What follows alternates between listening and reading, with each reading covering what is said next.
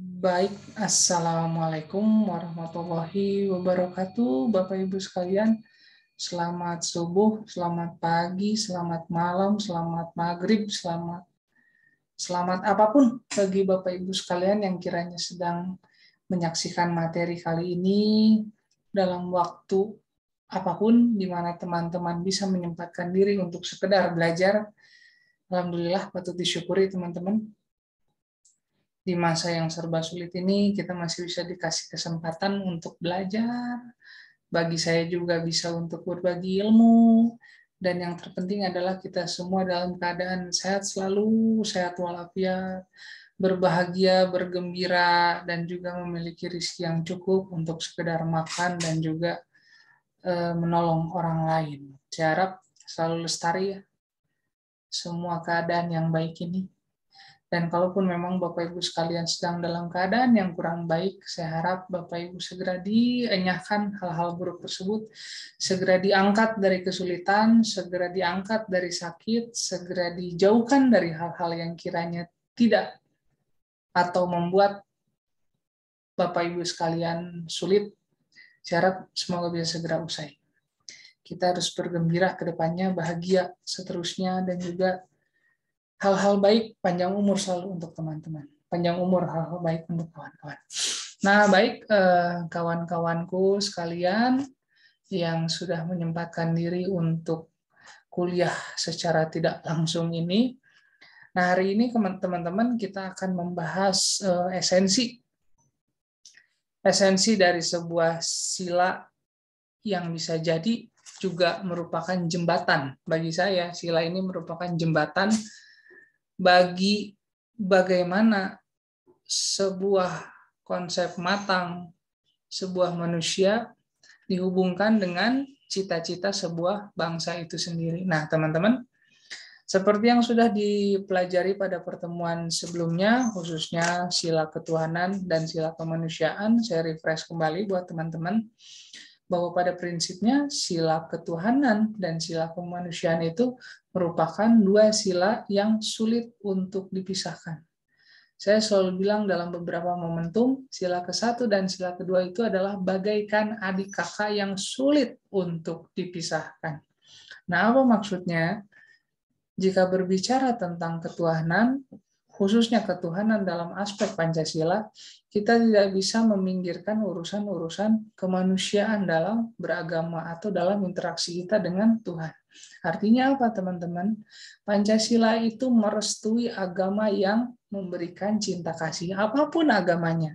Baik itu Islam, baik itu Protestan, baik itu Konghucu sekalipun, baik itu Hindu sekalipun, selagi agama-agama tersebut, selagi sistem kepercayaan tersebut menyebarkan cinta kasih, menghormati derajat kemanusiaan, kemudian melestarikan kebaikan dan juga memberikan kebaikan-kebaikan lain di bumi untuk seterusnya, maka Pancasila pasti sinkron dengan agama-agama tersebut. Pancasila juga pasti melindungi agama-agama tersebut, dan Pancasila juga pasti menyerap hal-hal baik dari agama-agama tersebut. Nah, berbicara kemanusiaan juga, artinya berbicara kemanusiaan di Indonesia atau berbicara humanisme di Indonesia itu bukan berbicara tentang bagaimana kebebasan sebebas-bebasnya untuk manusia seperti yang diadopsi oleh masyarakat di Amerika Serikat dan juga masyarakat di Eropa, di mana humanisme itu atau kemanusiaan itu diresapi sebagai sebuah ekspresi bagaimana kebebasan itu merupakan sesuatu yang mutlak dianut oleh seorang manusia, dimanapun dia berada. Kebebasan seperti apa, Pak? Baik itu kebebasan dalam mencintai seseorang, baik itu kebebasan dalam memeluk agama, atau bahkan kebebasan untuk tidak memeluk agama, baik juga itu kebebasan dalam memilih pasangan, baik itu heterogen maupun gay dan lain sebagainya, lesbi, itu bebas. Sesuai dengan hashtagnya LGBT itu love wins atau kemenangan cinta. Nah, teman-teman, artinya apa? Tidak ada batasan apapun bagi seseorang untuk bisa mencintai orang lain, termasuk di dalamnya gender dan lain sebagainya. Nah, teman-teman, itulah yang membedakan humanisme atau kemanusiaan secara general dengan kemanusiaan ala Pancasila. Di mana, teman-teman, kemanusiaan ala Pancasila adalah kemanusiaan yang tidak bisa meminggirkan fungsi atau peran agama dalam kehidupan sehari-hari. Nah, apa maksudnya? Kita ambil contoh deh. Saya butuh koreksi dari teman-teman atas tafsir saya terhadap apa yang saya pelajari terhadap Pancasila. Cuman bagi saya, setelah bertahun-tahun mempelajari ini, bagaimana, mungkin ada dari teman-teman yang bertanya tentang bagaimana sikap Pancasila terhadap adanya fenomena-fenomena sosial seperti itu. Kita ambil contoh misalnya LGBT tadi. Lesbian, gay, bisex, transgender, dan lain sebagainya. Nah, teman-teman, kita nggak pernah tahu ke depan akan ada tafsir-tafsir baru dalam setiap agama. Kita nggak akan pernah tahu bagaimana manusia atau generasi berikutnya menyikapi fenomena-fenomena selanjutnya sambil menyertakan sumber primer berupa kitab suci suatu agama. Nah, kita nggak tahu nih fleksibilitas tafsir hadis itu seperti apa ke depannya. Cuman sejauh ini yang saya pahami, teman-teman, koreksi saya jika saya salah, yang saya pahami, teman-teman, saya belum menemukan ada satu sistem kepercayaan yang memperbolehkan atau bahkan menganjurkan adanya pernikahan sesama jenis. Ya, koreksi saya jika saya salah. Cuman buat saya dengan segala keterbatasan ilmu yang saya pelajari, sampai saat ini, sampai detik ini, saya belum menemukan mana sistem kepercayaan yang resmi, khususnya yang 6 tadi, yang mengakui atau bahkan memperbolehkan terkait praktek-praktek LGBT. Nah, artinya apa? Bagaimana sikap Pancasila atau khususnya sikap kemanusiaan, esensi sila kemanusiaan dalam menyikapi LGBT, sudah barang tentu Pancasila pada prinsipnya itu akan menyertakan tadi sila pertama. Makanya saya bilang tadi, sila kemanusiaan dan sila ketuhanan itu merupakan dua sila yang saling berkaitan satu sama lain dan tidak bisa dipisahkan. Artinya kawan-kawan, berbicara LGBT artinya kita nggak bisa meninggalkan atau meminggirkan urusan ketuhanan. Jika konteksnya adalah kemanusiaan ala Pancasila. Nah, tadi tuh ketemu tuh, setiap agama tuh belum ada yang merestui LGBT. Nah, artinya batasan kemanusiaan kita di situ. Batasan kemanusiaan di situ. Pancasila bahasa saya itu tidak merekomendasikan adanya LGBT. Karena apa? Karena peran serta agama tadi, keterlibatan agama tadi dalam kehidupan keseharian manusia. Tapi teman-teman, satu hal yang perlu teman-teman ketahui, satu hal yang perlu teman-teman pahami, Pancasila juga khususnya kemanusiaan Pancasila juga berbicara tentang bagaimana kita menghargai derajat atau hak dasar seorang manusia atau sekelompok manusia. Nah, artinya apa nih? Artinya ya walaupun LGBT tidak direkomendasikan oleh agama manapun, kita tidak punya hak apapun untuk mendiskreditkan hak-hak dasar para kelompok LGBT.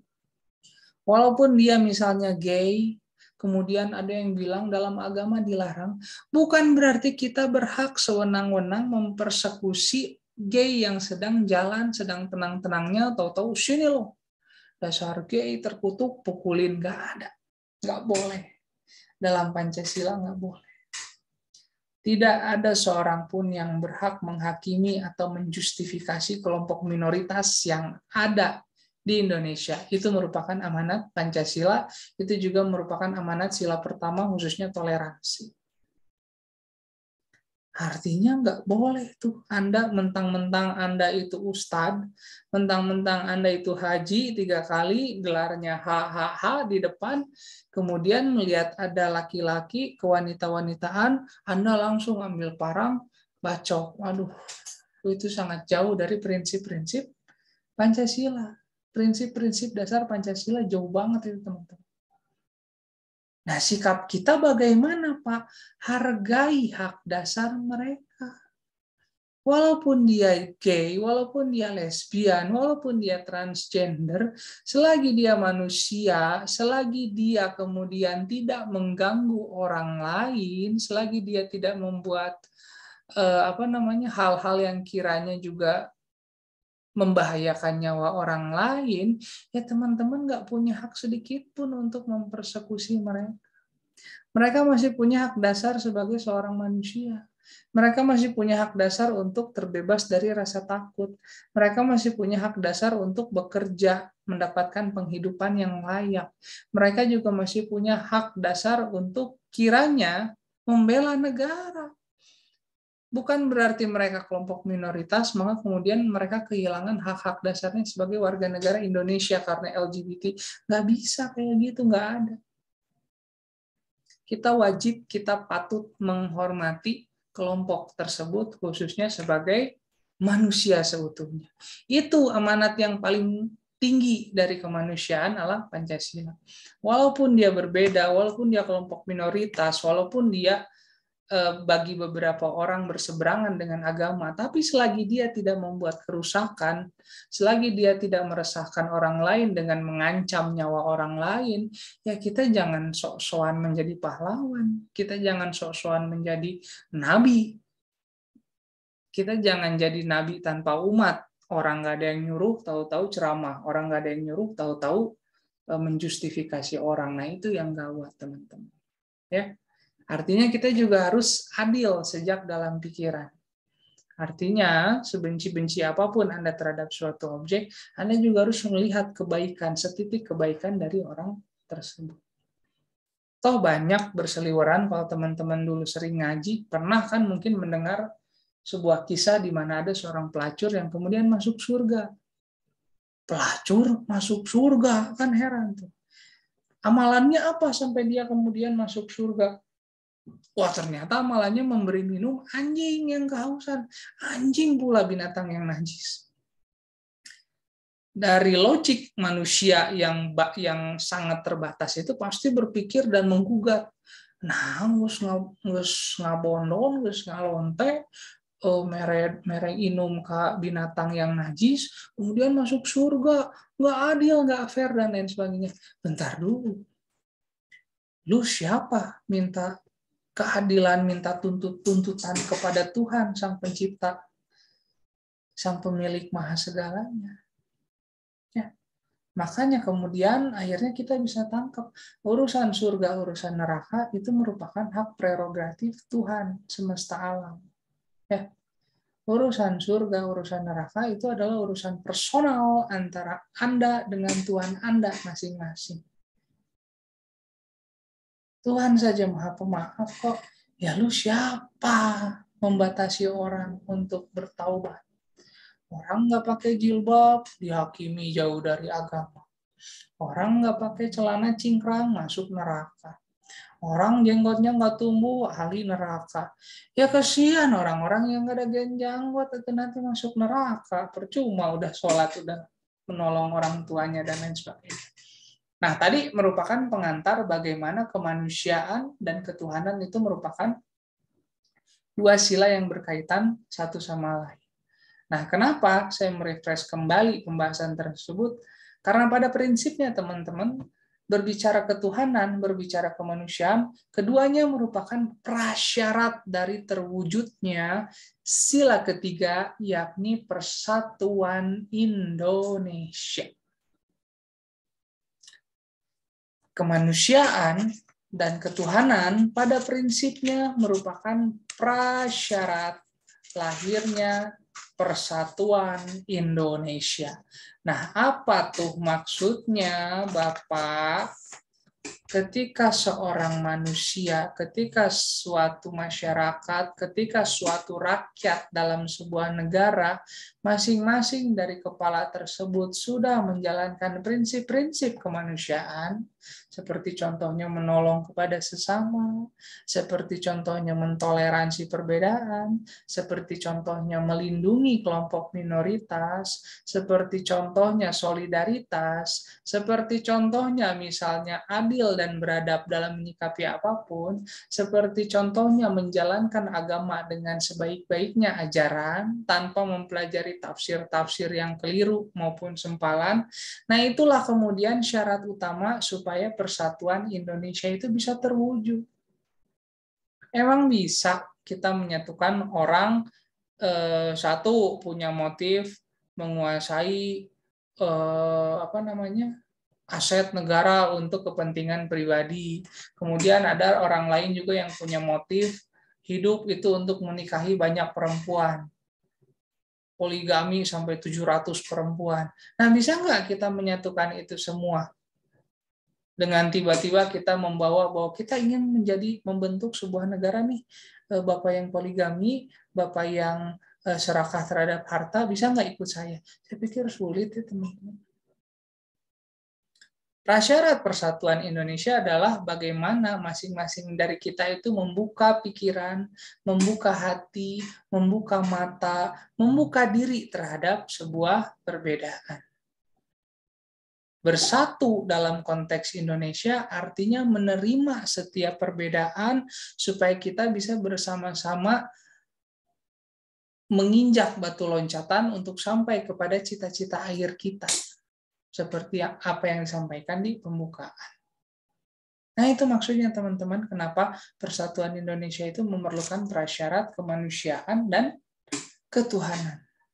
Karena dari kepala, dari rakyat yang kiranya dekat dengan Tuhan, dari rakyat yang kiranya menjalankan praktek-praktek kemanusiaan, menyayangi satu sama lain, dan lain sebagainya, maka niscaya akan terwujud sebuah kelompok masyarakat yang bersatu, solid, cinta tanah air, dan kemudian rela menyerahkan dirinya untuk kepentingan kolektif sebuah bangsa. Nah, perlu teman-teman ketahui terdapat banyak esensi atau terdapat banyak kandungan dari sila ketiga persatuan Indonesia. Yang paling penting dan paling urgen itu adalah cinta tanah air dan bangsa. Itu sudah pasti ya teman-teman. Nah, makanya ada yang bilang bahwa esensi persatuan Indonesia itu pada prinsipnya adalah membahas tentang nasionalisme ala Indonesia. Nah, di pembahasan ini saja teman-teman, Soekarno sering bilang di beberapa momentum bahwa pada prinsipnya nasionalisme ala Indonesia itu adalah nasionalisme yang jauh dari chauvinisme. Chauvinisme itu adalah nasionalisme sempit di mana orang-orang chauvinis itu berpikir bahwa bangsanya adalah bangsa yang paling kuat di dunia, bangsa-bangsa lain adalah bangsa lemah yang kiranya patut untuk dijajah. Itu yang disebut chauvinis. Nah, bagi Soekarno, nasionalisme Indonesia itu bukan nasionalisme yang seperti itu. Nasionalisme Indonesia adalah nasionalisme yang menjunjung tinggi internasionalisme. Lah, apa artinya itu? Kenapa ada istilah baru? Mungkin teman-teman berpikir begitu. Nah, artinya apa, teman-teman? Nasionalisme ala Indonesia itu adalah nasionalisme yang menjunjung tinggi pergaulan internasional. Makanya saya selalu bilang di beberapa momentum, kalau ada orang ngaku-ngaku cinta tanah air, ngaku-ngaku nasionalisme ala Indonesia, tapi disuruh belajar bahasa Inggris ogah dengan dalih bahwa bahasa Inggris adalah bahasa asing, itu mah males. Ya, itu mah males. Karena apa, teman-teman? Nasionalisme sejati adalah nasionalisme yang membuka diri terhadap budaya-budaya luar, termasuk di dalamnya bahasa-bahasa asing. Nasionalisme Indonesia adalah nasionalisme yang menjunjung tinggi pergaulan internasional. Nah, berbicara persatuan Indonesia juga berarti berbicara tentang bagaimana bangsa kita, masyarakat kita harus solid satu sama lain. Mungkin teman-teman sering mendengar bagaimana anjuran dari pemerintah terkait mencintai produk-produk dalam negeri, ya toh? Nah, sayangnya broadcast atau sosialisasi yang dilakukan oleh pemerintah itu kan kadang garing. Artinya iklan Mas Pion aja tuh, kalau teman-teman mungkin pernah melihat. Si foundernya tuh cintailah produk-produk Indonesia. Apakah kemudian dengan iklan seperti itu orang-orang akan membeli produk-produk Indonesia? Ya enggak.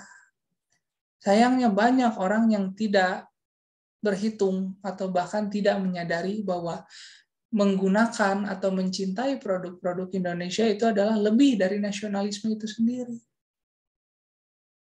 Nah, teman-teman, di 2023 katanya digosipkan akan ada resesi, di mana resesi itu adalah bagaimana situasi sangat parah, terjadi kemerosotan ekonomi, kemudian muncul influencer-influencer bilang bahwa resesi ini gawat, kita harus pinter-pinter saving, kita harus pinter-pinter pegang cash, kita harus menjaga aset-aset kita, karena ketika resesi situasi akan sangat hancur, amburadul, dan lain sebagainya. Teman-teman, saya bukan orang ekonomi ya, walaupun pada prinsipnya saya belajar sedikit tentang ekonomi. Cuman bagi saya, teori dasar ekonomi itu akan berjalan, ekonomi itu akan sehat, ekonomi itu akan produktif ketika perputaran transaksional di masyarakat berjalan. Ketika jual beli berjalan, ketika angka jual beli tinggi, maka kemudian ekonomi itu sehat. Makanya saya aneh ketika ada yang bilang resepsi, saving uang, kurangi belanja, dan lain sebagainya. Bukannya nanti mati ya ekonomi kalau orang-orang semua seperti itu. Ekonomi kemudian akan lesu, ekonomi kemudian nanti akan hancur, rontok, dan lain sebagainya.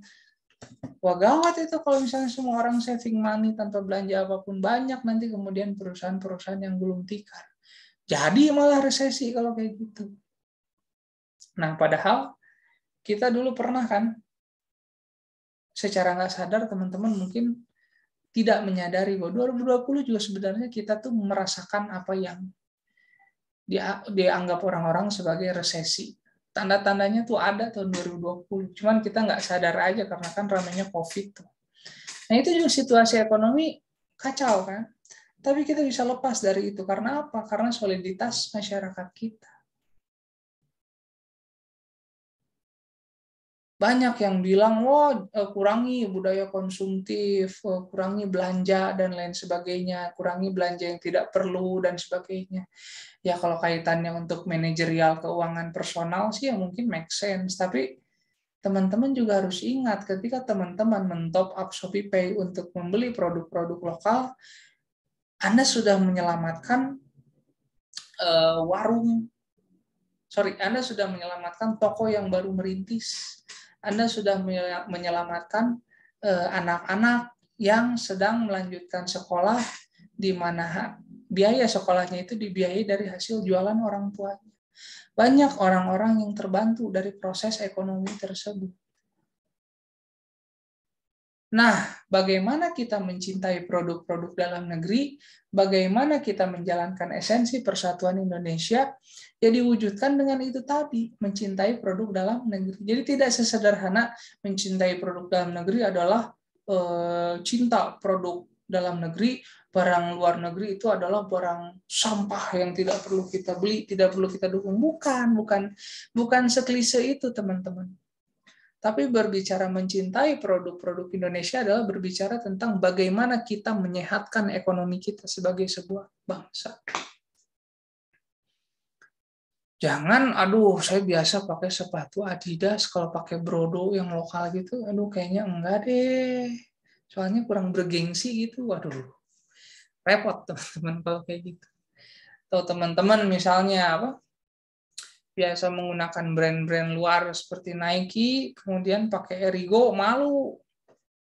Tapi ya memang Erigo banyak banget ya orang-orang pakai. Cuman ya jangan dilihat itunya lah.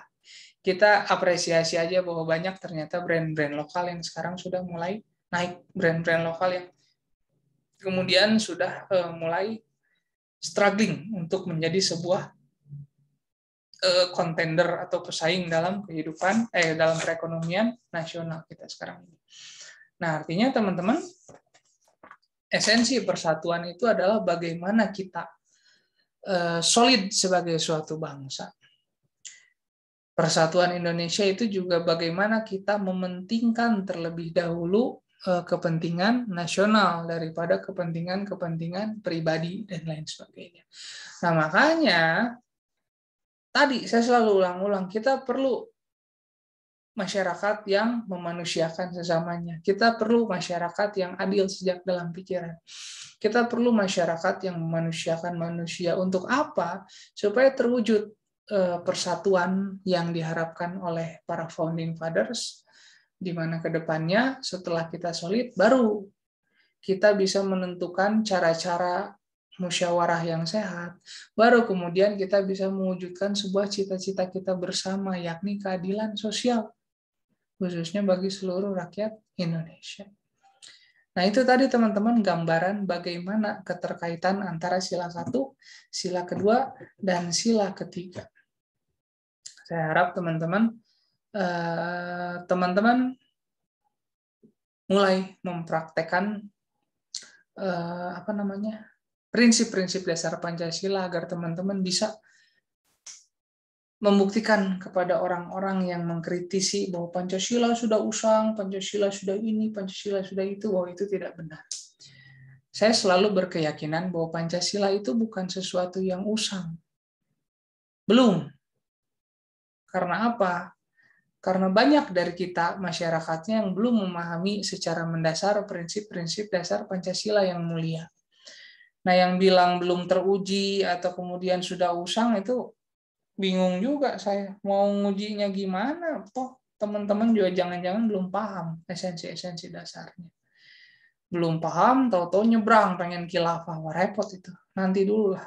Sebelum kita bahas alternatif selain Pancasila untuk ideologi bangsa, ya coba deh, kita coba dulu dong. Kita coba dulu untuk berpancasilaria, kita mencoba dulu untuk menjalankan prinsip-prinsipnya.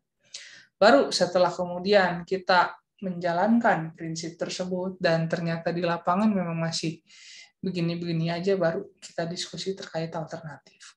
Boleh nggak diskusi tentang alternatif pengganti Pancasila? Ya boleh diskusi.